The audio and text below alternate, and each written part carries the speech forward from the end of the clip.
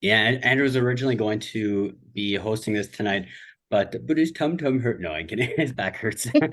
He's got some issues, and he's gonna go take care of his stuff. And so you have me, Shawn. In case anyone's hasn't met me before, I'm one of the managers of the shop, and then I'm accompanied with Harmony and Curt, who I'm sure all of you guys know because they participate in, I don't know, every tasting, and I participate in a couple of tastings. Anyways, yeah, so nice to see everybody. There's definitely some faces I recognize. There's certainly a few that I do not as well, but that's okay. You'll get to know me, and you'll get to know, and maybe I'll get to know you. So tonight we're going to be tasting through a range of the Whisky Agency whiskeys. This, I don't know, this must be the third Whisky Agency tasting that we've gone through virtually, I think, at least in the past couple of years. It's it's always one of my favorites to go through because we always end up with an incredibly eclectic range of bottlings. Um, it's almost always fantastic. Like I'm not really sure if I've had any like real clunkers when it comes to that bottler. And often there's some cool oddities that just don't really have an opportunity to try. And I mean, none of them are like super cheap. So I mean, it's a great opportunity to get to try just a lot of stuff that you might not just decide to take home on a whim. Anyways, if anybody has any questions throughout the tasting, feel free to put them in the chat. I will not do them in real time, but we'll definitely take some time out, and then I'm sure Curt and Harmony will definitely uh, pipe in on the chat too to answer them in case I don't. All right, so we all know the pouring order there, so I'm going to go ahead and just start nosing the first one here. You guys are welcome to join me. So the first one we had is well, actually, I'm not sure if I would say it's like one of my favorite distilleries, but it's definitely one that's always on my radar. And mostly for the reason, like the few that we've had, either casks that we've purchased or just products that we've been excited about. Like Curt and I, you've been excited about some of these with me too. Glenburgie, for those who don't know, it's one of the principal components in Ballantines. Um, yeah, and we see a reasonable amount of them. Sometimes with appreciable age, like this one, sometimes not. But definitely a malt that stands out in my head.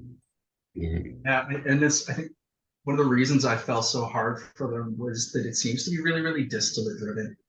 It's not one of those whiskeys on the market that you find you're constantly jumping from like big bold expression to big bold expression, where it's all like, oh, that's because of the sherry here, that's because of the port here, that's because of whatever's. Glenburgie, you kind of find there's an identifiable characteristic there. It carries through things, and it always has like a consistent weight and sort of flavor profile. I love that. I love when a whiskey isn't reliant on a really aggressive weight policy. For sure, I agree, and I enjoy the fact that we don't often. Well, personally, I enjoy the fact that we don't often see heavily sherried versions of it, with a few exceptions. I think there was like some G&M bottlings that you and I got excited about and stuff like that. But for the most part, the ones that really kind of like speak to my heart were the more the refill barrels, or even the fresh bourbon that or semi-fresh that maybe just hasn't imbued the spirit with too much barrel. This one seems to have like even just on the nose, you can tell that like there's definitely some pretty hefty bourbon notes on it, but not like not oversaturated. It really does kind of speak to its age, which is nice because what, 27 years? Yeah, 27. Pretty cool. I mean, don't see like too many mid 90s whiskeys nowadays. It used to be, 10 years ago it was all over the place. Now it's like, wait a minute, how long ago was the 90s? It's I know pretty it well. seems like yesterday, but it's been a while. It actually kind of, I like that you said the bourbon thing, Shawn, because it seems like it's kind of a slightly tired barrel. Not really tired, but like it's gone 27 years in this wood. But it has a bit of a nuttiness that like I'm sure both of you guys are immediately going to jump to the one bourbon I say when we talk nuttiness in bourbons, right? Um, I get a bit of that candy peanut kind of thing going on the nose with all the like big orangey tones and everything I typically get, the orangey syrupy. It's almost like you alcoholize the fruit syrup in a fruit cocktail, cow fruit cocktail or something. Absolutely. And I get that like concentrated peach juice. If you're taking peaches from the can, you get that cocktail fruit note on the finish. You just come from a can. It came from a can. We didn't tell you. It looks like a bottle. It's a can. Yeah. No, this is cool. I like it. It smells like creamier on the nose. But it's quite vibrant at the same time. Like I get what you're saying about a tired cask, and you would expect it to possibly be, but at the same time, it does show some life to it. Well, for sure, still vibrant. And the palate's kind of grippy, more Mhm. grippy than I would have expected, actually. A little Mhm. bit. Yeah, like a hint of barrel tannin or at least a bit of that grippy char on it. Yeah. Mhm. Yeah. It's really like, I mean, similar to like at least a few other bottlings, it's very, very fruit driven, more even than the spirit itself. I mean, like obviously the spirit comes across as very fruity, but it's just so juicy. Wow. Back end of it and the finish are all like apple flesh and maybe like kind of slightly underripe pears to me. It's got those white hard fruits kind of thing. Mhm. Okay, some of you guys have been with us for most of these tasting recently. I have been chasing one damn fruit fly around this room every single time we sit together, and I can't get it. So if it looks like I have like some kind of spastic tendency, I kind of do, but that's not why. It's because of this fruit fly. You have to wet your hand to catch a fruit fly. And then just like wave it in the air and it'll eventually stick or what? Yeah, I mean, you'll have a better chance if you're at least if you're doing this and your hands are wet, your chances go up. Yeah. Right. Bug catching 101. Yeah. Meanwhile, that fly is flying in absolutely new patterns than the fly ever has because it's drunk off all your whiskey. All right. Laddie Man, time? that finish, it leans so heavy into mangoes, it's crazy. Yeah. Yeah, I It's just felt like like straight up puree. yeah. Oh man, I love it. That what a It's like wicked being dram to licked start off. off with. It's like being licked off a popsicle stick or with a toothpick or something. It's still got that woodiness to me with that. Mhm. And I think that's what I said with those orangey tones. You're probably a little more accurate with the mango, I think. A little bit of both though. Yeah, you're right. Orangey. Yeah, absolutely. Maybe like a singed orange or like to go into an old fashioned or something like that. Very cool. I like that Man, whiskey. that's my first sip of the day. So that was a real treat for sure. That's Oh my yeah. favorite whiskey so far. Like I guess just for in case anyone's curious as well, I am going to just show the bottle. Unfortunately, I believe we're out of stock of this now. It's really Yeah. unfortunate, but That's so that the pit's about when you start a tasting schedule for a 3-month period and then you get to the back end of the 3-month period. Products are gone by then. yeah, yeah, totally. There was such a lead time on preparing this tasting, which I mean, that it's totally fair, but I mean, yeah, that's just kind of one of the unfortunate parts of it. Yeah, so 4.99, 1995. Of course, it sold out, man. It was a collector's item. See, there was a Man, misprint on the label. what was that? It said hose head. It had an H instead of a G. Oh Oh, yeah, that's so funny. hose head. Yeah. That's so funny. All right. Stop sharing that. All right. Yeah. Let's head into Lottie Town then. La di we like to party. Oh, this So is nice. number two. There's not There's a lot many. of these that I managed to nose through some of these as we were pouring this, but I was really kind of I'm relishing a bit more of a chance to get a sit down with them. And this is definitely one of them. Oh, it's like a fresh container of ricotta. It's very Bruichladdich.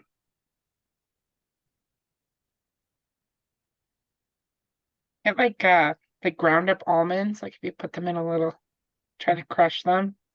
Oh, cool.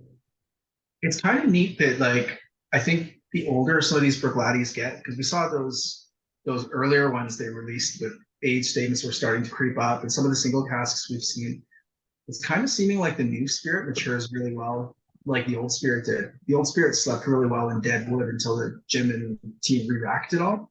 But the stuff that was allowed to stay a little more, tired and unexposed to spice, matured really well. And I think you were there recently too, Shawn. Did you guys get to taste any casks while you were there?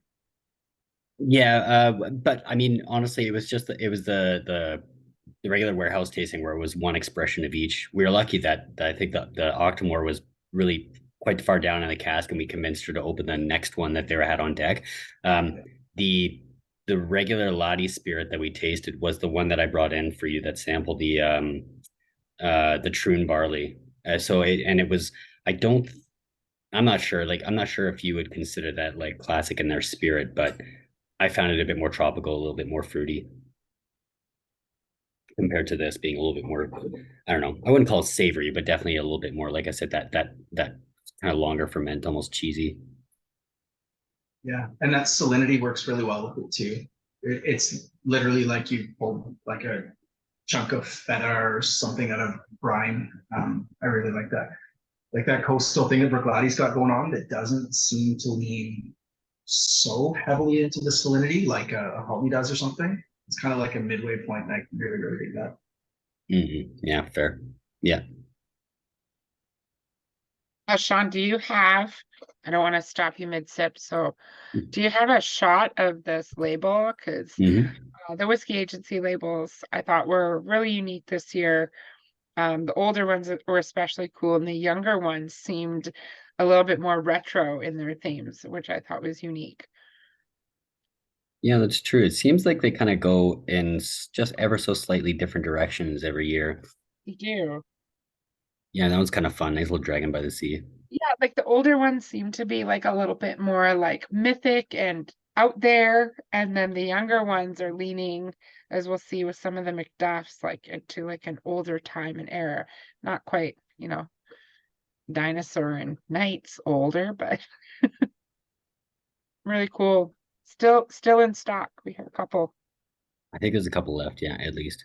What I these more like, well, I'm going to say obscure in quotes, I suppose, because they're not like, I mean, we've shed a lot of light to them, at least to our customers. These smaller bottlers from around Europe, they're, I don't know, I think the part that I like about them so much is just how eclectic and kind of interesting, and some labels obviously a little bit better than others. I'm not going to mention names of anything like that, but some of them definitely like put a bit more work, a little bit more vibrancy, a little bit more kind of care into the packaging that they're presenting. Although, I'm also going to really appreciate the fact that they don't come in like big boxes and all that stuff that just seems to kind of take away. I'm not a big box fan, for in case anyone doesn't know, for whiskeys. I'd rather it just be the bottle personally. Yeah. Yeah, bottles can be just pretty enough as they are. I love the grassy notes on this. It's like it's cheesy, it's grassy, but there's also this like honeyed melon that's really pretty in there as well. I mean, Yeah, good call on the melon. That's cool. It's a Bruichladdich that kind of slightly leans into Ledaig too. yeah, I can see that.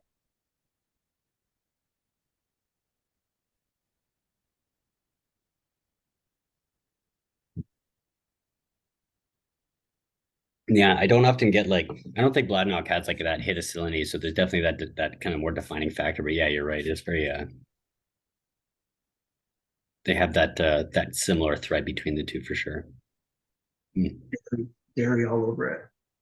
Oh man, that one is like, if the last one was like spirit driven, this one for sure is just straight up grain driven though too. Like it's still a mouthful of fresh barley. I really love that. But I kind of think spirit driven and cereal driven are kind of different. There's a couple of really cereal driven whiskeys like Tully and stuff like that are, you're like chewing a mouthful of barley. Bruichladdich is very much that for me. I'm with you on that. And I think they intentionally punch for big barley flavors. They've had such a focus on terroir, such a focus on barley, where they're literally naming whiskeys by fields and by the barley types and stuff that they're releasing. It's always been a big part of what they're doing. And I kind of like that because I do love those cereal forward and spirit forward whiskeys way more than cask driven whiskeys. As this is getting a little further down in the glass and like you're getting past like the fresh cheese, there's just a little hint of those like more farty cheese rinds on there as well. Yeah, we know how to romance whiskey. Oh, Harmony, I think you're muted, I think. Yeah, sorry, I was just gonna say it'll be interesting since you said that. I just noticed it. I'm getting what you're saying. It'll be interesting to see what it's like on the second pass. Yeah.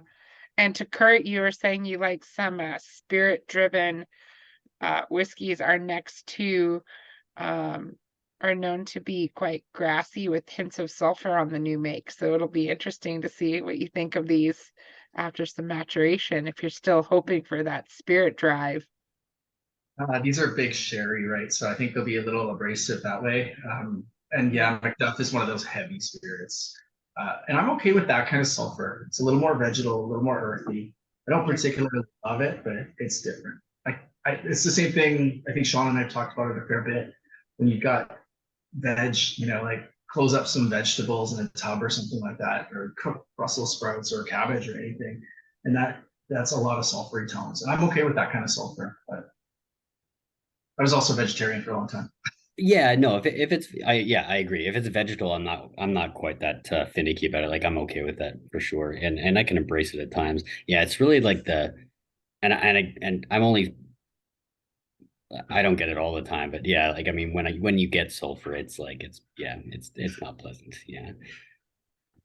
It was an adverse effect. They treated barrels in a way to facilitate transport and found out, oh, that changed the flavor. That's an adverse effect. Whether you like it or not, it was not a designed characteristic or anything. So I kind of look at it as a flaw. I think it was Yeah, kind of. I mean, it's tough. Some people enjoy it. Yeah. yeah. So the next two, I guess I guess I wouldn't really call them sister casks, although they were just like because I think it looks like they're like I mean they're sister casks. They're the same year, very similar number, but I think they must have been bottled like I don't know, maybe the month that they bottled them crossed over into the next year because one of them is 10 years old, one of them is 11 years old, but they're both 2011. Yeah, I don't know. I guess yeah, maybe they're just like maybe they're bottling by the light of the moon, and it happened to get into the next day by the next cask. Anyways, Irish yeah, sisters. yeah. So it'll be kind of interesting to go side by. It's actually not. We don't really get to do that very often. Like go sister No. casks side by side. That's kind of fun. Yeah. And one of them is spooky, according to our label. I, So this is part one of your Halloween edition is the spooky bottle.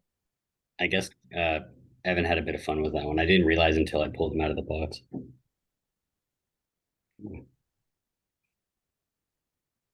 Yeah, it is absolutely worth bouncing back and forth between the two of them. It's crazy how sort of Mm. dumpy the first one is and how fruity the second one is. But that dumpiness in the first one is super appealing too. The Absolutely. second one is like sarsaparilla almost compared to the first one, like way more candy and Yeah. plums. Yeah, Yeah, way more. Yeah, Juicier sherry cask. yeah. Phil, and which almost nostril? more. Sorry. I said, Phil, which nostril was better? Oh yeah, yeah. I I almost like number two for me is almost more stereotypical sherry. The first one's a lot more like It black and seems white almost pepper and it powdered ginger. it seems less expressive than the second one. I almost regret going to it so quickly. It's one of the notes Evan likes to throw out. There's a bit of an Ovaltine note on there, that kind of muted chocolatey thing on the top going on, where it just seems to tamp everything down. Like crappy, pull the paper open carnation hot chocolate and you get it in office kind of thing, that kind of stuff. That's a cool note. Yeah. The second one though was all jammy and like Harmony said, it's like vibrant and like way more alive there. It's I wish I had slightly better light. One's coming across a lot more darker as well. Not that that always has much to do with it, but I do find that this one is not like yeah, Right. by no stretch would I call that a sherry bomb or anything like that. I actually kind of like how mellow it is on it. I The do first too. one, Yeah, the first one. yeah, there's something again, those heavier spirits, it's a little bit Craig Ellicky to me too. It's like a little bit of like crushed. Well, it's Halloween's. I'll throw this note out there: crush up rockets, like candies.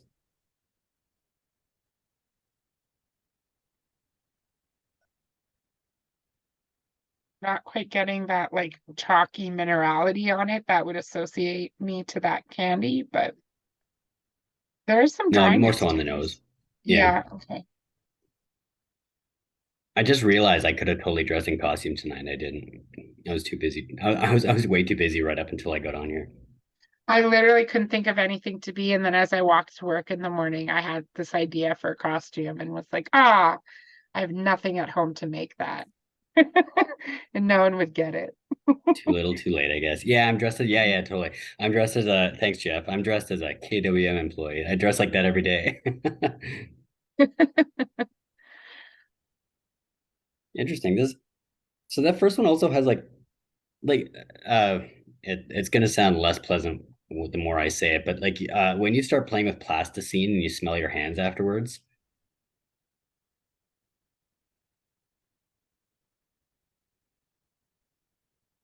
That's a really good note. It's almost slightly sweaty on the nose now. Mhm. Ben Renaissance. There's like Hmm. what's that? The raisins in the box that you do get on Halloween. Those like The little red that's box. The yeah, people that do that are horrible people, and there's a special place in hell reserved for them. No kid wants raisins at Halloween. Come on. I know, it's awful, but they're so good now. I was talking with Jordan today about how like you learn to love those raisins and then you get like a sultana and you're like, what is this? This I isn't a like raisins. raisin. Were any of your families the ones to give out the full size chocolate bars? No. Nah, that was such a rarity. My mom would go through the box and give away the candies she didn't like until it was only the candies she liked, and then she'd turn the lights off. Be like, oh, we're done. Just put them all outside. Yeah. That's the one you hope the kids take the whole bowl full. There's a Take all the raisins. Can we there's make a one slight of those at least?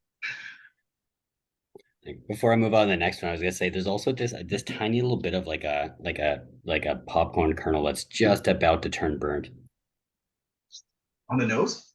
Yeah. Sorry, I was laughing at Jeff's comment, not at your tasting note there, Shawn. Hey, Yeah, no worries. You can laugh. You can totally laugh at my tasting notes. yeah, if your friends are evil, and I love it.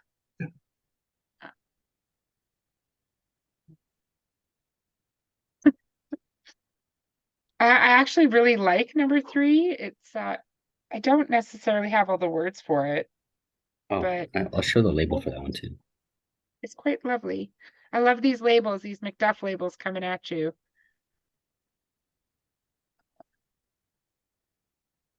Man, I'm being such a bad host. I keep forgetting to share the screen. Okay. Look at how quaint they are. Yeah, another nice kind of elegant label. I like that one. Yeah. That's a strange whiskey. It's Yeah. not easy to love right at first, but the more I'm like chewing on it, the more I'm like, okay, I want another sip of it. Yeah. I kind of liked it. Yeah, I thought it was pretty cool. It's one of those Not ones we talk about where a dram is not enough, right? You need a couple to properly get into it, I think. and as the bottle went down in the levels, you'd think it would probably change quite a bit too. I think that's got some. I think that's charged for sure to like morph into some pretty cool, slightly oxidative notes towards the end there. That's real whiskey geek level. I don't know if anybody else here in the room does that. And I know Shawn and I kind of talk a lot about what goes on in the bottle, after being opened and how long, whatever. I do actually look at whiskeys when I buy them like this, where it's a strange one, where I'm like, I kind of want to see what that does over a year or two in the bottle. I will literally want to watch it develop because I see something really cool. This is one I don't want to spend time on. I don't love it, but I think I really kind of do like it. I kind of want to bottle that. Yeah. I was having that conversation with somebody today about the first sip is good and the second drink is fine. He's like, what is it about a year or two later when you're like, wow, I love this more than I thought I did. And it doesn't happen with everything, but it's like, he's like, there's something about just leaving it on the shelf that all of a sudden it becomes better. Yeah. I think that profile would probably go a bit more minerally over time. And it kind of has that flavor profile that would lean into old bottle effect a little bit. I think where it almost gets a little bit metallic. Yeah, good call. All right. Have you guys started diving into the next one yet? No, let's do it. It's neat. I've like I Bill's kind of dog yeah. is very I enthusiastic. started I started sneaking up on it already, and I'm really enjoying the contrast between the two. This is definitely more actually this is just quite well done sherry, to be honest with you. It really is. Um, I'm not the biggest sherry guy. We've discussed that. This is really nicely done sherry. Man, at 11 years old, this is actually pretty. We've had some cool stuff in that like sub 15 with sherry lately. It's just it's kind of been working really well. But that's like a meaty, spicy, candied. Is that like candied ham? Candied ham, cool. I get a lot of Christmas cake on the nose for sure, like that very Absolutely. typical slight, not super like not super chocolatey or anything like that, but definitely more cakey. Yeah. And lots of cloves on it and like brown sugar and Tablet. cool apples, lots of apples, Yeah, apple candied ice on the skins. palate. Mm, it's got a fantastic palate. Wow. It's got a neat roller coaster thing going on too, where it's really juicy arrival and it starts to dry out like the longer it sits on the tongue. That whatever that hit of booze, 53, man, it fits it perfectly. I don't want any less on there and I don't want any more. Like it's There's still a really neat little bit of cheesiness behind it too. very cool. Can we assume Jeff is not wearing pants today? Normally we always see Jeff. He might So not be wearing anything because his that's right. camera is off. It is a very sheer Halloween costume. Jeff is doing all of us a big favor right now. That's so Right. funny.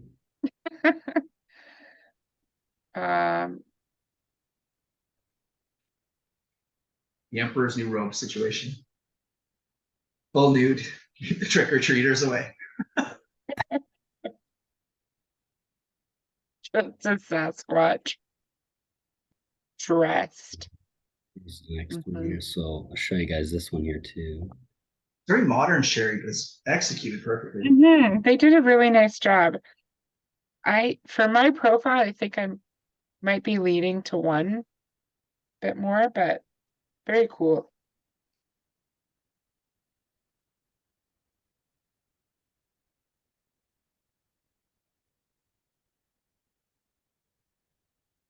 That's a funny label. There's not a lot of interesting Macduffs, and I think probably most people in the room know Macduff, Devrin, Glen Devrin, the Devrin. It's all the same stuff. Yeah. I don't know if I've ever really found one I loved. There's been some decent ones, and I think honestly, this is probably in the top 3 I've ever had. Yeah, no, I think I can agree with that. I don't know if I'm trying to think if there was like something, not even a cask. Like I don't know if we've ever really bought a cask of it or anything like that. Maybe some Cadenheads or something at some point that have kind of like been pretty good, but Valencian Mallet had 1 or 2 that were quite decent too. I think they were around 13 or 15. oh yeah, totally. They absolutely have. Yeah. We have had a couple. I do remember tasting in the last year where we had a cask of this, but I can't recall its profile in comparison. I just remember that whenever I look at the core range, I'm completely bored and unimpressed. And then when I see an independent bottling, I feel like I'm going to be let down, like these independent bottlings. And then I do try it, and they're always good and fine, and you're shocked by what they are, but then they just don't stick in your mind. We don't see them as often, and they haven't quite gained a reputation for their single casks yet. Yeah, that's fair. And also, like, I mean, the fact that we don't really, well, at least over here, we don't really, do they have distillery bottlings? Yeah. The Deveron, we have 12 and 18. Oh, the Devrin, of course, the Devrin. Yeah. Yeah. The But I hideous mean, like, blue frosted ones, remember? the what, sorry? The hideous blue frosted ones. Totally. But nobody ever says anything about it. Like, we have a handful of people that look for them once in a while, but Yeah. nobody says anything about it. No one ever asks to taste them. Like, it's like, and you know, Yeah. I'm just being honest. It's not necessarily anything against them by any stretch, but it's not like they have a reputation that like precedes them into the store when customers enter, right? Like it just doesn't really happen. Yeah, they have not taken off. They haven't had any representation really here. Yeah. But this is lovely.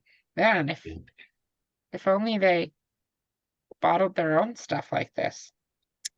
Yeah, that's a real winner right there. That's an excellent bottle. I still can't quite. I think I like this better than the first one, but they're both fantastic. Like better than the first whiskey or better Sorry, than Macduff?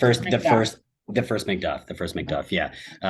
But yeah, zero complaints either one. But I do think this one edges it out a little bit just on the overall experience. Right on. Are we going on to the big boy now? Yeah. I'm sure some of you guys like couldn't wait to get here, right? Then again, some people couldn't wait to get to the Laddie, and luckily we didn't have to wait that long. But this one, a little bit more patience. The Whisky Agency Boo more. Nice. 26-year-old more doesn't happen too much anymore. Not at any kind of 1996.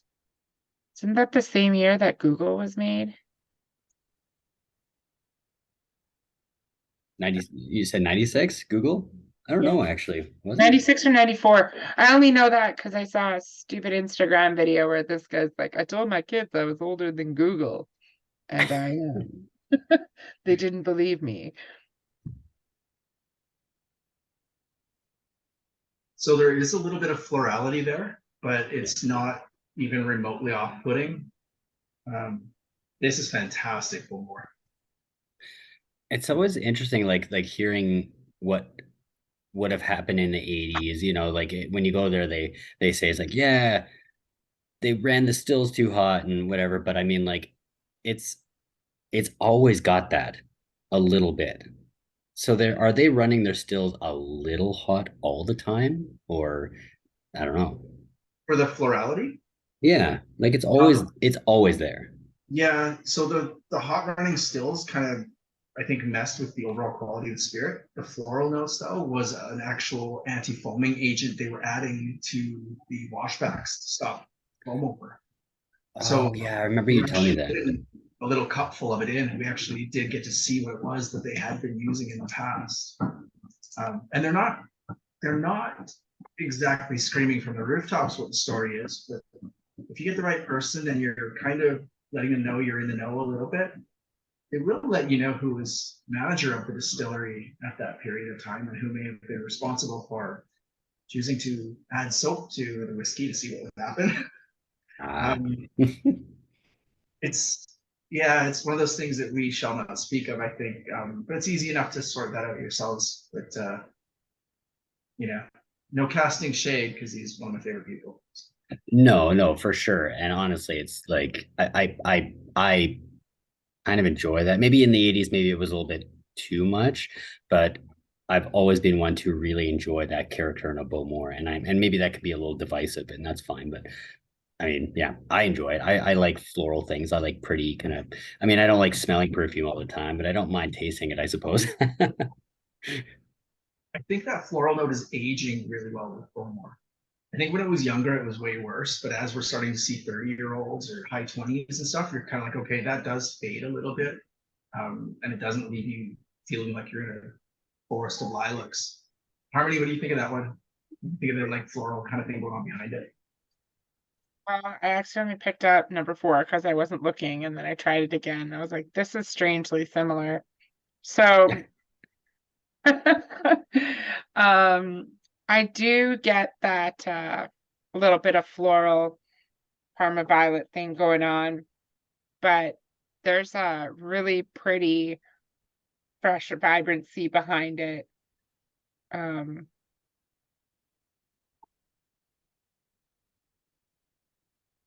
Hint of licorice, like just a little bit of licorice in there, and like Tootsie Roll. We're talking candies. Good call on the licorice, yeah. In there, and I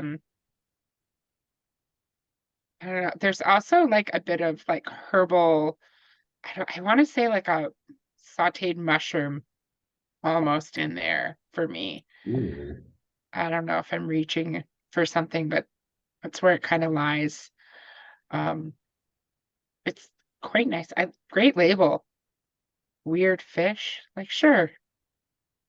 Put it out there, Whisky Agency. I like it. Well, the texture on the palate's cool. It's so like,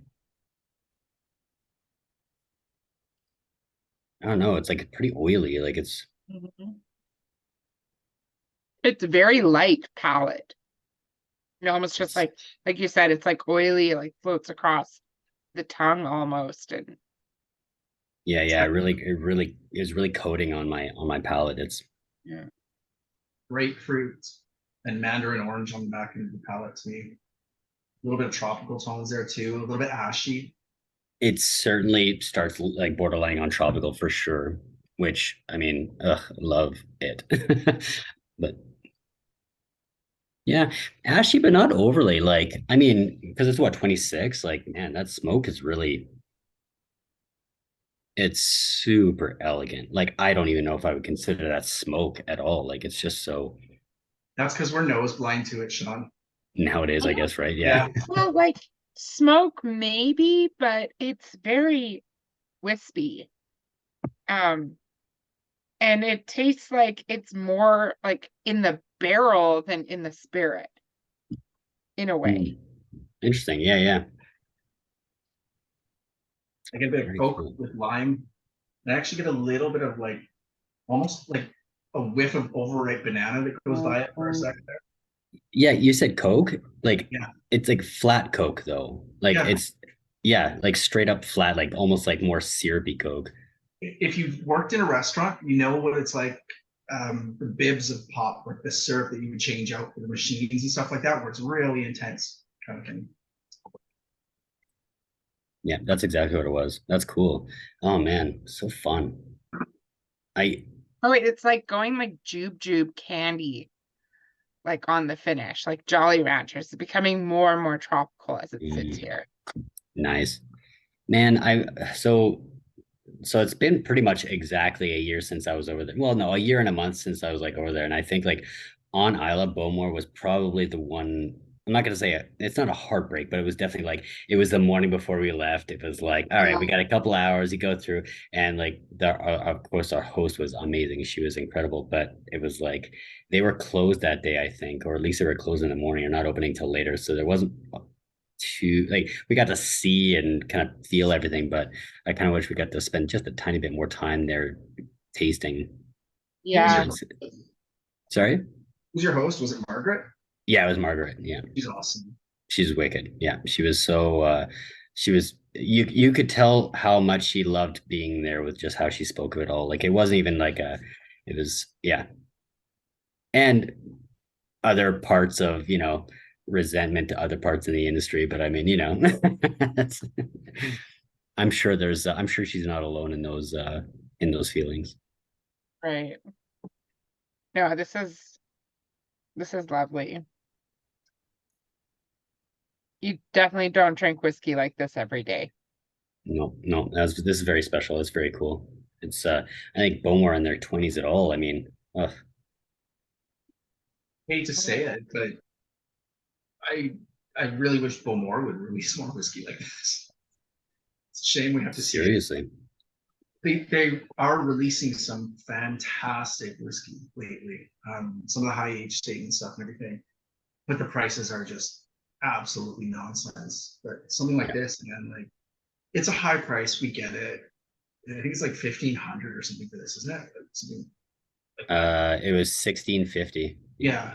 So, but it's 26-year-old Bowmore, and like, look at what the prices of the like. What was the 27 that time was like 20? Yeah, it was almost two. Yeah. Like you're getting something that's super unique, single cask. I want a bottle of this. Times were different. I would Christmas myself one. Yeah. Beautiful. All right. Should we I'm gonna save a little bit of that for after, but should we continue? Sure. On to the Secret Iowa 2007 15 year.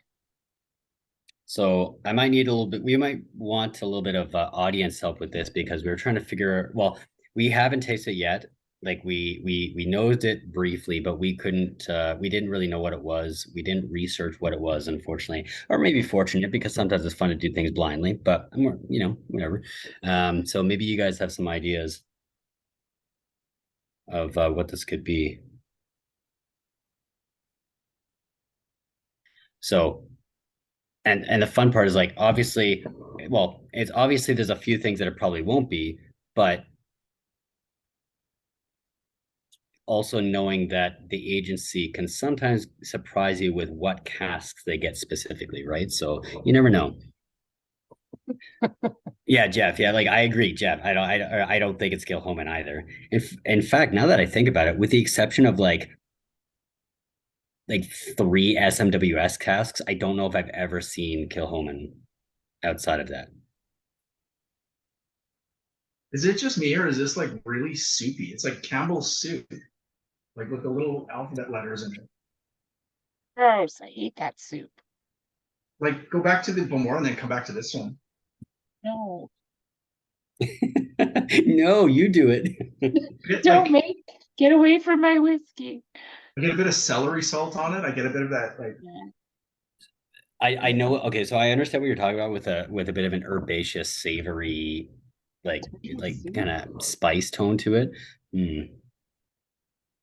Oh, is that wine cask? I can't tell on the nose. That's through and through. Okay, let's check. It's very winey. Oh, it is very whiny. I don't think I don't think remember this it is saying that. Kalila. Oh, it's weird. It might be that gross soup you were talking about.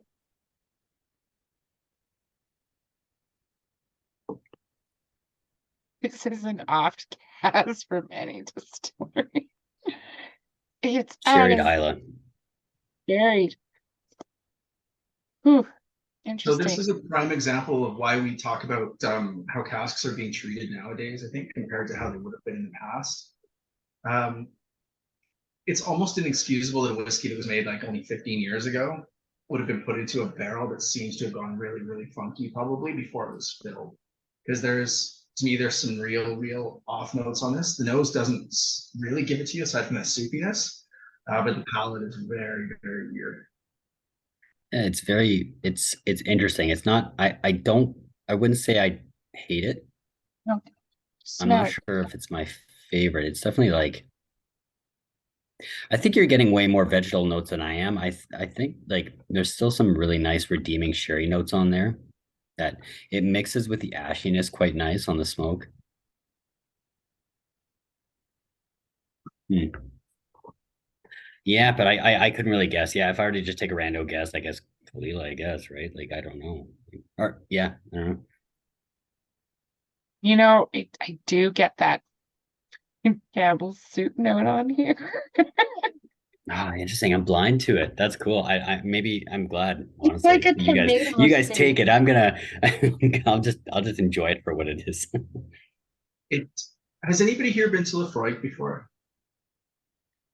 Shawn, you've done this exact experience. When you go to Lefroy, upgrade your experience. I say when, because you guys are all going if you haven't already. I know Phil and Suzanne are going soon. We've talked about it. Make sure you're upgrading your experiences. They've got a cool thing called either the water to whiskey or the distiller's wear. Do one of those two tours because at the end of it, they both kind of dovetail into the warehouses where you get to drink from a couple of casks. You get to choose your favorite of the casks that you got to taste. And you get to bottle your own. I should have one right here. You get to do your own little thing and hand label it up and stuff. They're really, really cool.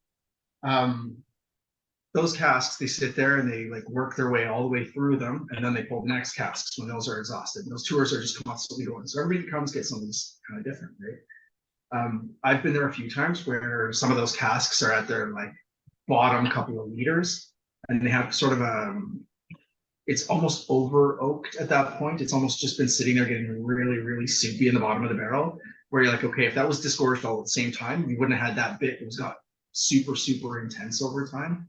That to me has some of those notes of those kind of over souped up Lefroy ones. I think it is. Interesting. I think it's Lefroy. I think it's You kind think of it's Lefroy? yeah. Yeah. I think it's a barrel of Lefroy. And it says, did it say what kind of sherry it was, Sean? No, it just said sherry. Well, I mean, and I'm pretty sure that was Andrew's. Yeah, sherry Isla. That's all we really. So I've had some weird ones in that lineup, and I think you Oh, guys it's did. just a butt. When you guys were there, Sean, you had some funky casks too, I think, right? Like it It's not wasn't even just so much. bourbon. It's not even so much that it was funky. They just weren't the like. I just don't think it was the best they had to offer, which was kind of unfortunate. But Right, but sorry, I should have been more clear. Like cask types, like where did you have like oh, Fino? it was. I think it was a bourbon, a sherry, and I think it was virgin French oak actually. Right. Yeah, Yeah. they mix them up. But this does taste like some weird kind of sherry. Like maybe it's a Palo Cortado or Amontillado or something. It's just got a little strange in there. I would bet it's not like an Oloroso. I would bet it's not a PX, but I'll bet you it is some kind of weird sherry. I wish they would And- disclose that though, because like it would be more transparent for the purchaser, to like what you're getting, because a Palo Cortado or a Fino is not made in the same way as an Oloroso or a Pedro Jimenez cask. Like those sherries are made on purpose. Yeah, Well, yeah, that's fair. where And the I other think sherries are kind of like reluctant sherry styles, right? So I think part of that is what like so obviously the dominant things you're ever going to see are going to be like Oloroso and maybe Pedro Jimenez to a lesser extent. But with now the largest side of that industry going to purely towards seasoning casks for the whiskey industry, I think like that is part and parcel why it's so rare to see something like Amontillado, Manzanilla, Fino, and the like. Because why would they make this specialized form of sherry this season and cask for the whiskey industry when they don't really have to? In fact, I would love to do a bit more research on that, but I would wager that those casks are probably probably more authentic, genuine sherry barrels rather than seasoned casks for something probably. specialized like that. I could be wrong, maybe not, but I mean, it does seem like, or they're ordered custom of some sort. Like, can I have a Fino cask, and then they do that Exactly. for them? Yeah, Well, and you can make a Fino cask, virtually overnight in relationship to like an Oloroso or a PX, right? So you could right. definitely custom create those casks to order versus something else. But this is going into like a style that reminds me a bit more of like Ardmore, Barney, and like the farmy notes on Ardmore and Ledaig, than like your Yeah, cool. typical Isla. Now, going back to it now after a few sips, I think you was it this dram or the previous one that someone was talking about mushrooms and earthy like because It is the that was previous one, but I'm getting it more on this. I get it on this. Yeah, I'm getting a ton of mushroom notes on the nose. Um, I think like just based on just you know tasting just a plethora of different kinds of casks, I would also have guessed this as a butt before knowing it was a butt. For some reason, like larger casks like that, I don't know. I there's something about them that I feel is almost more prone to give off notes like this than like refill hoggies or anything like that. That you absolutely hit me dead over the head with that one. That mushroomy kind of note. I remember a soup at might have been a Red Robin or something. It was like a mushroom barley, and it was like a reduced broth kind of sauce as opposed to a cream sauce. Mm. And all I can smell is that soup now. That mushroom was a great call where that came from. Peter Green says, only getting 126 liters out of a butt. Yeah, yeah. I guess honestly, you know what? It does say it on the bottle, so I mean, I must. You're right. One heck of an angel share, that's for sure. Yeah. They do I a mean, lot of split masks, right?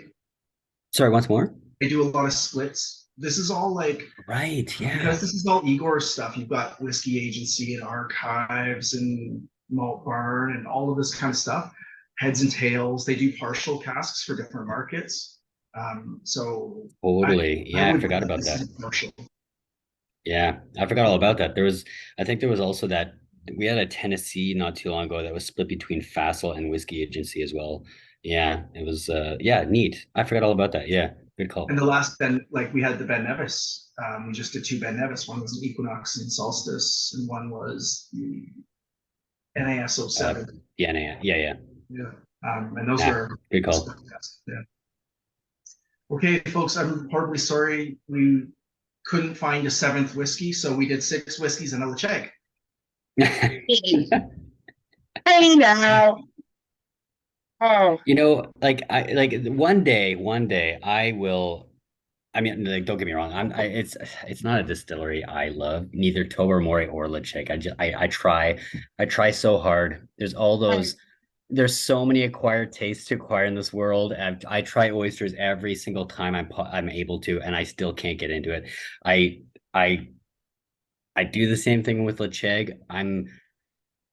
I can appreciate what it is, and I will kind of like leave it at that far. And I can definitely tell some are quite nice over others, like that 24-year-old society one we have right now. Honestly, it's pretty good. Like I can't really shake a stick at it, but it's definitely not a distillery that I'm clamoring after always. I I'm gonna start blinding every Tobermory and Ledaig, and then just randomly I'll blind other labels in every other tasting so that this heresy does not go on any further.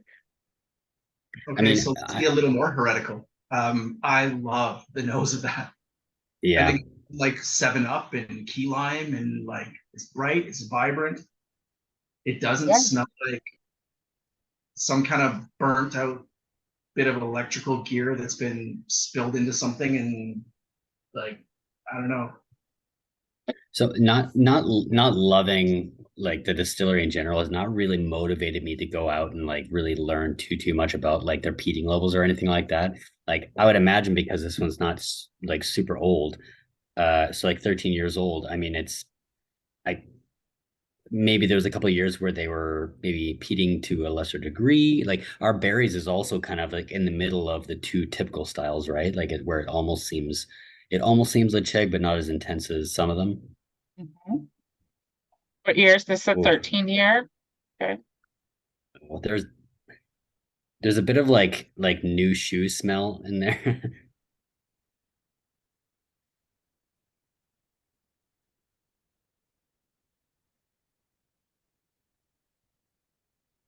And I don't know if this is like a weird synesthesia thing. I don't even know if this has a smell, but there's something when I'm nosing it, I'm thinking like between that Seven Up and lime and whatever else, there's something that's like Alka Seltzer. Like when you put some of those foaming things, and there's a little bit of bicycle tire still there, which is Lechegian through and through, but it's so faint. Yeah. I really, Honestly, really like the nose. it's actually like the palate's actually quite pleasant. My God, just keep going, guys. Tell me how much you love it. No, it's actually quite good. I know. I'm okay with it. I don't know if I would say love it, but No, it's okay. Calm down, Charm. It's okay. I'm definitely pretty happy with it. It really doesn't lean into the notes that I typically don't like. I don't, it's not that dirty. It's not that like greasy, oily, like rough. The malt on it is like coming out quite nicely. Kurt's like writing his review because he doesn't want to be held like in a verbal recording of his like for a Ledaig. Well, I'm a notary, so you show it to me at work and I'll I, I won't be shy. I don't mind being humbled a little bit. yeah. I was not looking forward to this one at all. I think the back of the palate is still not awesome. Like it's still kind of like burnt rubbery kind of to me. But it's not bad either. And the nose on it is enough to make it far beyond not bad to me. I actually like this. I would absolutely drink this. And that's weird. Yeah, it's super weird. But I mean, yeah, I don't mind it whatsoever. Actually, I'm quite enjoying this. Yeah. Here, I'll give So you So the they bottle say, shot for this guy too. so they say Halloween's the most magical time of year. Pretty sure they said that. Yeah. I'm the biggest Scrooge on Christmas, so I'm okay to let loose on Halloween. The Grinch is like my spirit animal. So 13 Oh, years. I love We're this. we've escaped where yeah, so we're a little ways past that weird era, that 2005 that everybody seems to be after for Ledaig, which is nice. Because I'm They're almost also sick of doing a hearing lot about it. more. They were doing like these heavily sherried Ledaig's then too that everybody was going crazy for. It was all of a sudden it just like stopped, anything bourbon just stopped being anything desirable, and it was full on sherry for Ledaig in those years. And I mean, obviously we're still in the sherry realm, I think, with this, but oh, it's nice. I'm actually a little bit gobsmacked. It's kind of neat. I wonder now too, because we saw such a crazy swing in the market there, late 2000s into the early 2010 kind of years.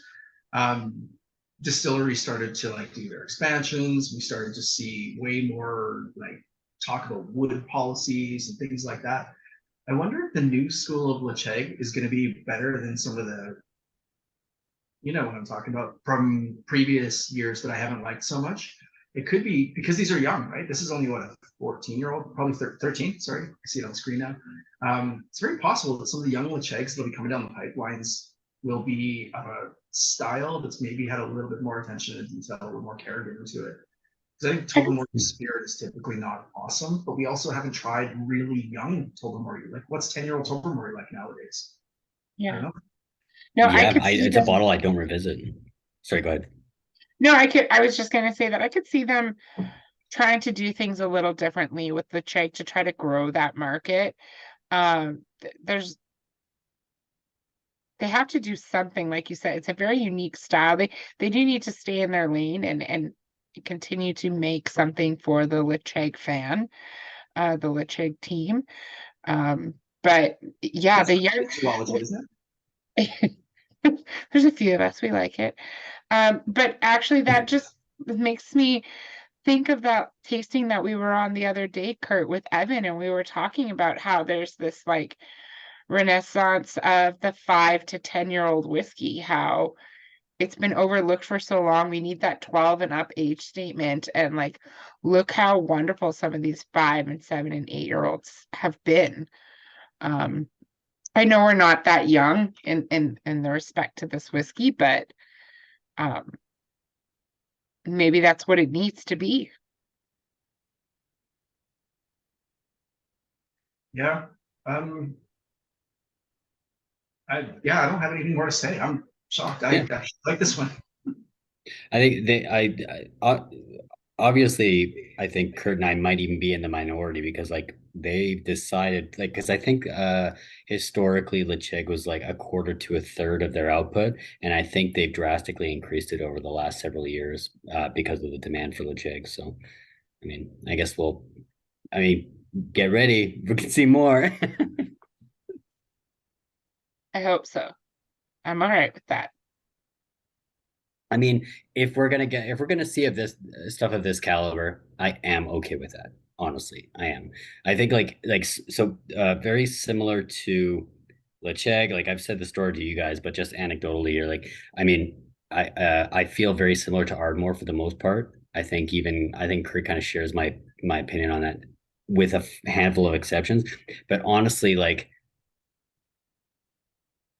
being able to taste like several 20+ year olds has kind of changed my opinion on that distillery to the point where I actually almost quite enjoy them.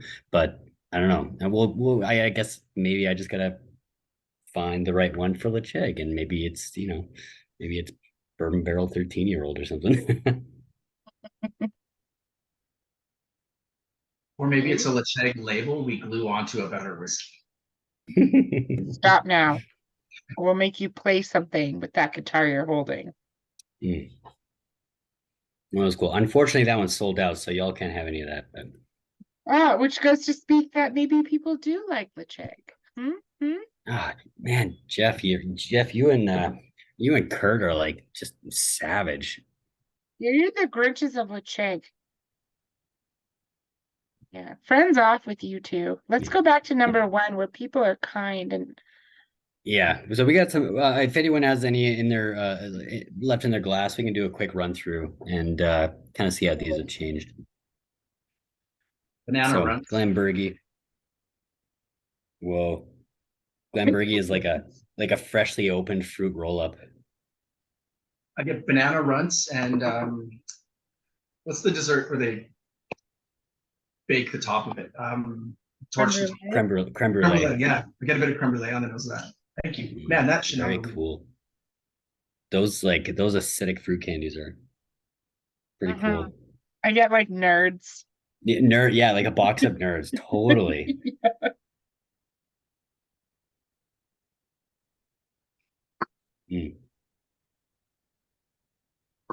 Damn, I love that whiskey. Damn, that's good. Wow, it was like that time in glass is so beneficial for it. Holy moly. I almost wish I poured it like an hour ago so I could have it like that at the beginning.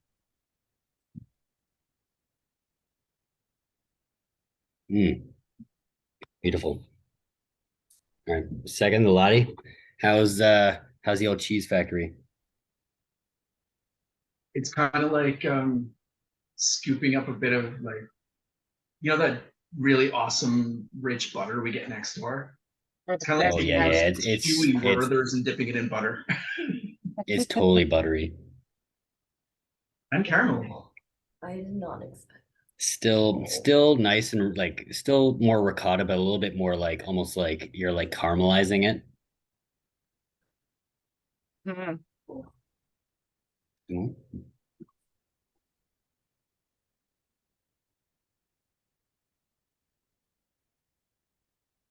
Time in the glass hasn't been good to it though. It's kind of faded a little bit on the palate. Oh yeah, it's gone very similar, but oaky and dry, and I still enjoy it, but I think I enjoyed it. Yeah, I enjoyed it more earlier. Yeah, that's cool. That's a neat one to know. It's an 18-year-old whiskey you gotta drink fast. Yeah. I would almost like if I had a bottle, I would almost write that on it. Drink now. Oh yeah, first Macduff. Oh, neat. Have some water. Now this one's is this the one that you thought was tomato soup? No, it's the next one. Oh, okay. No, that was the Islay. No, that was the Islay. That was tomato soup. You're right. Yeah, you're right. Yeah. Wow, I was gonna say this one might be. It's a little soupy. I still get that dull sort of almost like a chocolate wafer. Do you know those wafer cookies that have like layers? The ones that have the chocolatey one in it. Yeah. On the nose. Yeah. And a bit of burlap and sweaty socks. Yep, sure.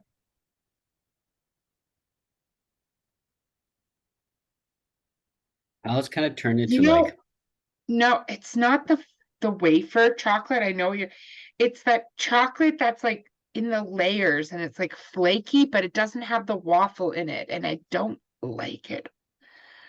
I don't know what that stupid chocolate is. I don't know. I'll tell you next time I see it. Are you thinking of a Tim Tam? Yes. Yes. A bit of that too. Okay. Yeah, no, I love yeah, that. Okay, I can see that. Yeah. I think I like that a little bit better fresh as well. I think the time in the glass maybe not as much for that one. Yeah, I agree. Which makes me question how well it would do in a bottle over time. Yeah, totally. Absolutely.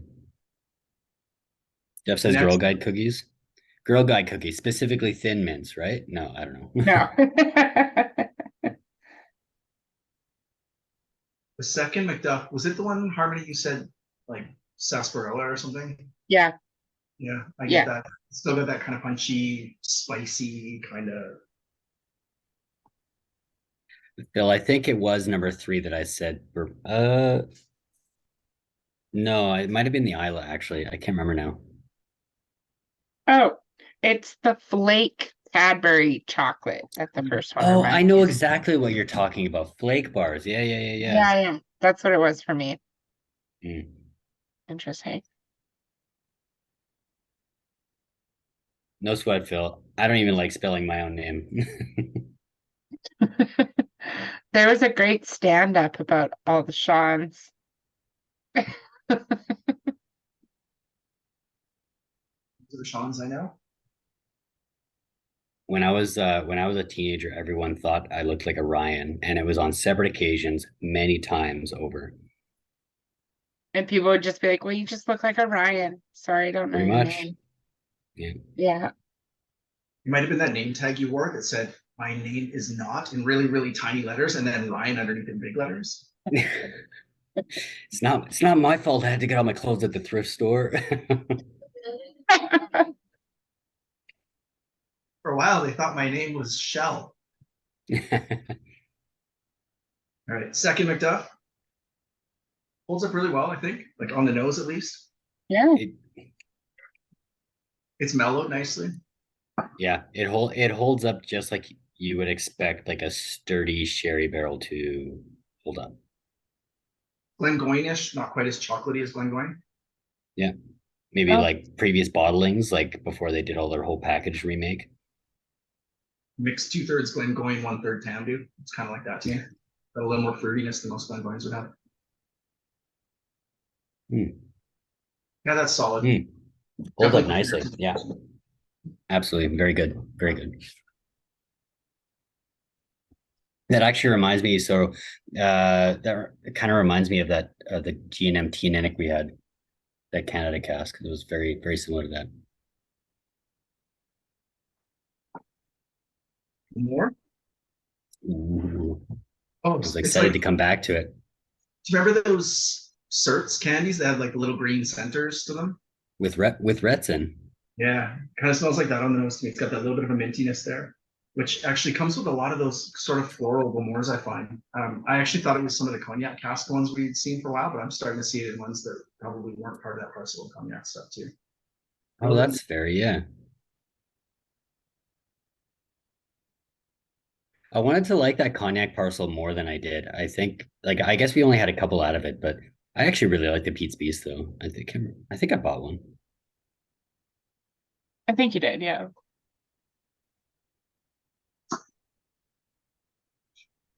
Great tanginess on the palate.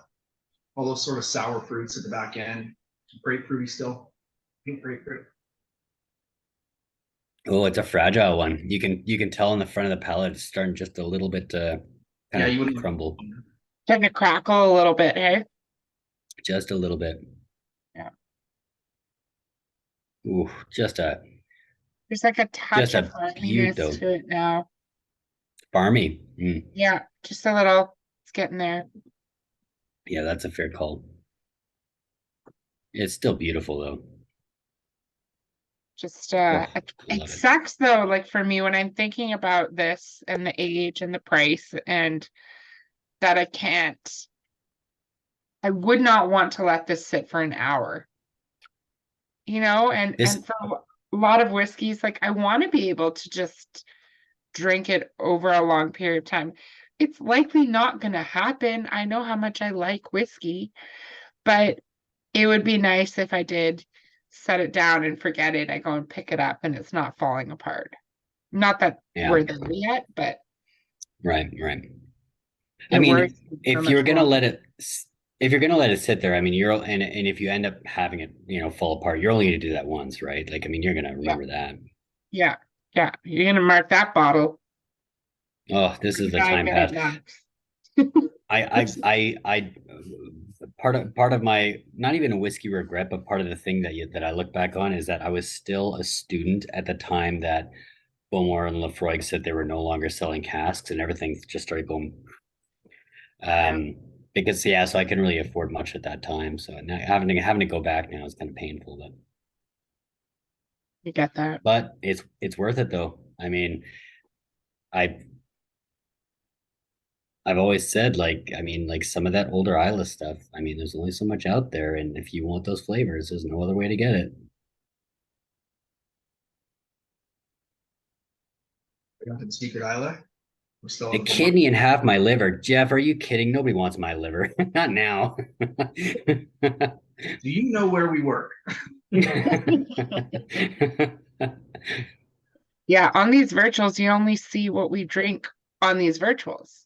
You don't see what we drink not on them. It's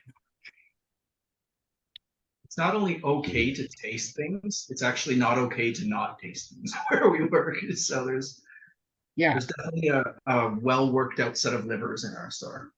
It's brutal though, and it's like, hey, do you want to try this? It's like, oh no, I'm okay, and then you don't. And then the next day everybody's talking about how good it was and it's gone now. And it's like, oh man. FOMO.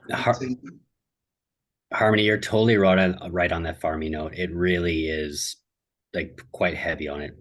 It is. It really is coming through.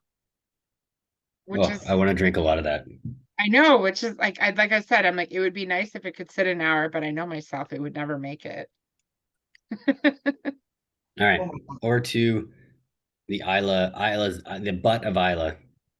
Are you okay, Curt? Did you drink the fly? No, I thought I was grabbing the Beaumont and expected this beautiful, delicate thing, and it was the secret Islay, and I just threw the whole thing back, and it was bigger than I thought because I didn't like it in the first place. So that was a really big mouthful of. Oh, I'm so sorry. So sorry you had to go through that. It's corky, kind of on the palate too. Oh, interesting. I didn't pick that up at the beginning. Corky and whiny. I really don't like that one. It does taste very winey. Even on the palate, there's a lot of tannins.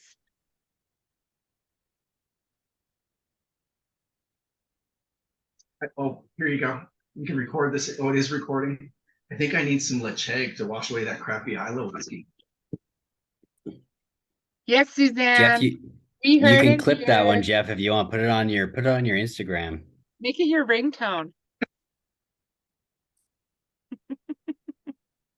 Instagram, is that what the kids are on nowadays? I don't even know.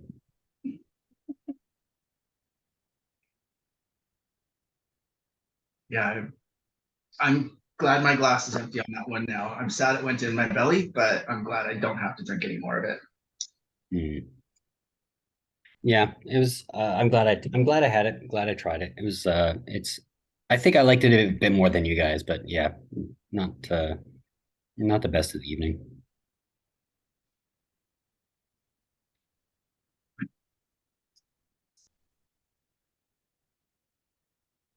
Whoa, I gotta be honest. I think putting the Ledaig at the end of this line, it might have been a mistake. Yeah, it's delicate. But did you skip I think that should have. When not skipped, more like. What's going on? It was maybe just a little quicker than. Let me fill these whiskeys. Hold on. Yeah, did somebody mix up the last two? Come on. Yeah, Peter says it should have been the third one. That's what you think. Ledaig can be beautiful.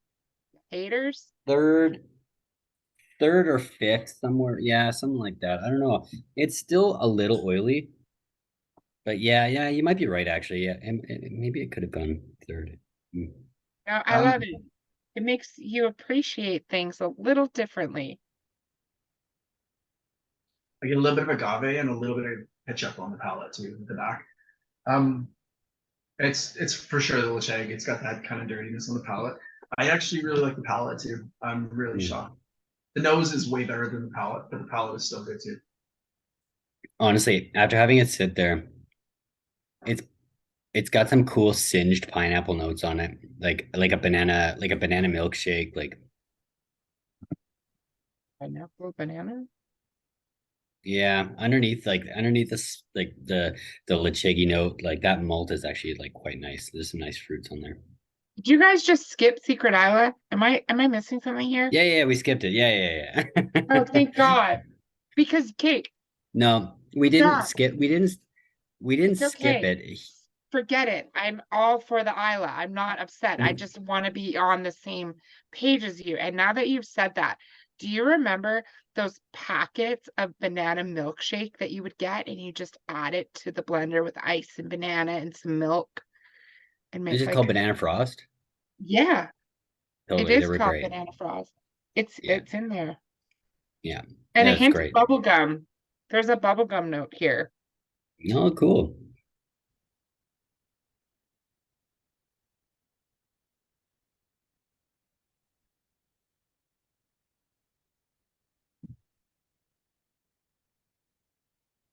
Mm.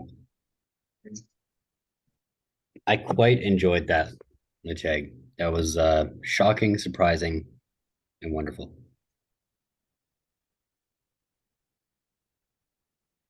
Okay, guys, like I'm a natural blonde, and after 7 whiskeys done a second time, if you're gonna skip things, please just be very, very verbal about it.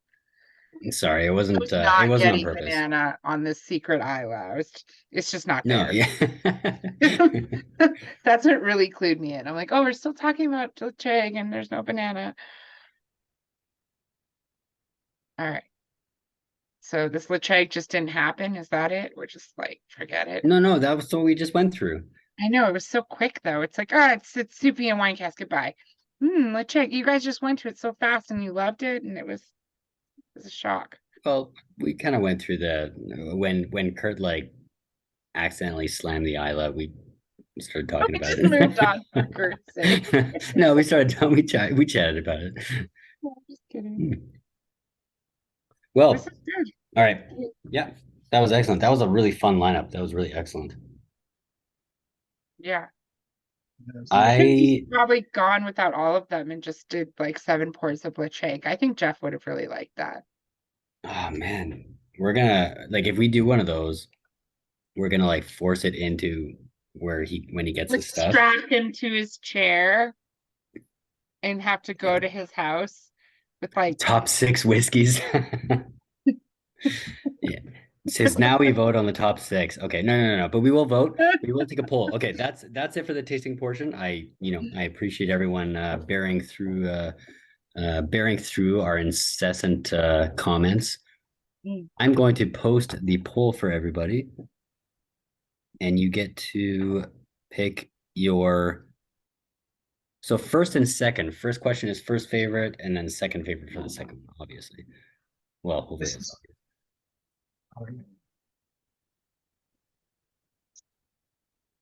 Ooh, but now we get to okay, Curt. Second place. I feel like I'm being mean here, so I'm gonna take a little bit of liberty with this. I'll tell you my top 2, and then I just want to expand upon it for half a sec. Sure. Number 1, the Bowmore. Number 2, I think for me, the Bruichladdich. I want to spend a lot more time with that Bruichladdich. I really dug it. Number 3 is the Glenburgie because it was a really great cask. Number 4 would be the Ledaig. And in a different lineup that didn't have those 3 rock stars ahead of it, I actually would put that Ledaig in the top couple. It was actually surprisingly good. Yeah, no, That. totally fair. So I had to go I mean, just so I could mention the Ledaig and give you guys one more chance to gloat and do his roller coaster arms in the air, happy dance there. honestly, like, I mean, all of these whiskeys were up against at least one heavy hitter, right? I mean, if you're a Pete fan, it's one thing. If you're not a Pete fan, it's going to be another. And I think like honestly, the the polls actually showing that completely. But I mean, we did the same thing with kind of like the sponge tasting. Like sometimes it's okay to take some of those out because they're a given. I agree with you. I think my second place is the Glenburgie and my first place is the Bowmore. If I was to take the Bowmore out of the equation, I think the Ledaig might be third actually over the Laddie. Harmony. Like Valentine's Day in here. It's just like all these nice things are being This said shit will about. Mission Impossible though, right? If this is I going to self-destruct afterwards and nobody will see it again, kind of thing. wish Evan was here. It's like I'm getting an Academy Award, and it's like not even my award. I'm accepting this award on behalf of Ledaig, is what it feels like right now. So obviously, I mean, I like Ledaig, not gonna lie. The Glenburgie was fantastic and like so juicy. It's unreal. But again, I mean, like Bowmore, like come on, who doesn't? It was, yeah. I mean, voting on empty glasses here, I also like the Bruichladdich. There's nothing in that glass. So Yeah. I like its cheesiness. I like the Bruichladdich a lot. So that's mine. Ledaig, Glenburgie, Bruichladdich for me. Fair. Yeah. All right. Okay, so the polls are in two. Looks like Glenburgie took first place in the first favorite of the night with most of the vote with Boo More, and the Secret Isle. Oh wow, the Secret Isle came close behind. Well, 1 out of 7, I guess. What is there really only 7 participants? What am I thinking? There's 4 KWM people on here. Well, I have not even for that Secret wasn't Island, so paying there's attention. 6 participants and somebody with COVID. All right. All right, and then the second. Oh wow, the second one, Macduff. Sorry, I thought that said Bowmore. Holy moly. Yeah, Macduff. Cool. Honestly, I liked the third Yeah, Macduff. we got some sherry fans in the house. Yeah, you know what? Makes sense. Makes sense. Decent bottle. It is a I good like bottle. the Yeah, third Macduff. absolutely. I think that you know what? As much as I love Bruichladdich, I actually think that that would have been next before the Lottie even for me. Yeah, I think yeah. And Ledaig has got an honorable mention for second place, but not the Bowmore for some reason. 0 votes in second place. Anyways, yeah, man, that was so cool. What a fun little spread. I'm not sure about you two. I kind like obviously this was a bit more of an informal tasting compared to what Andrew would normally do. He has a lot more stories, he has a lot more technicality and a lot more I don't know. Like brags. He's got like these humble brag stories. Honestly, I'm cool with that because it works. I could sit down and listen to him do a tasting any day and I would be totally happy with it. I really appreciate I what he love brings to it. And we are just like 3 goofs like just tasting whiskey with y'all and just talking about it. And there's something I really love about that and I hope you guys did too, obviously. I would also really maybe like to organize more tastings like that where it's like just super casual, but I would really love to like pour like super baller stuff and like just have a lot of fun with it. You know what I mean? So anyways, I have an email coming out to Andrew to send for some ideas for next year. And one of the ideas is a staff picks tasting. Where hey, that's a cool one. Yeah. we just pick things that we want to try and it's gonna be like an informal sit down like this is. Yeah, I think absolutely. it could be really fun. That'd be really fun. So honestly, like what we used to, sorry, not we, I wasn't really a part of it. Evan, Hunter back in the day, and Andrew, they would, on one single occasion in store, did a head tasting where each picked 2 whiskeys. They they were blind to each other's picks. I got to set the order and then everybody got to pick like the best, but nobody knew what was pouring what or where it was. And it was actually a lot of fun. I don't know, maybe we can arrange something kind of like that where it was where it's a little bit more blind and a little bit more kind of, who could pick the best one or yeah, I Like don't know. double labeled 1 through 8 and spin the wheel and go. Yeah, totally, absolutely. Yeah. And then we can reveal after and kind of see what it's all about. That could be really fun. I love that Oh, yeah. idea. Cool. We got some ideas. All right, let's see if we can do that in the new year, maybe. Um, well, I don't know. I think that's gonna conclude the tasting. I don't know if you guys have anything you want to say or any questions you guys want to lump into the chat there. Not a lot. Yeah, Jeff said you've done blind comps. Yeah. Yeah. I really like this Bruichladdich. It's so cheesy. Yeah, I get to finish off a couple of things tonight still, so I'm excited for the next hour. Yeah, right on, Shawn. Well, all right. I guess that's all we got then. Thanks everyone for attending. All 7 of you sacrificing your Halloween night. That means either A, you don't have kids in the house, or B, you are a Halloween Scrooge like me, and I commend you for it. Or C, You're gonna leave here with a great buzz and go eat all the candy that didn't get picked up tonight. Option C. Let's see. All right. Okay. I'm gonna be out of here. All right. See you Have a guys. good night, everyone.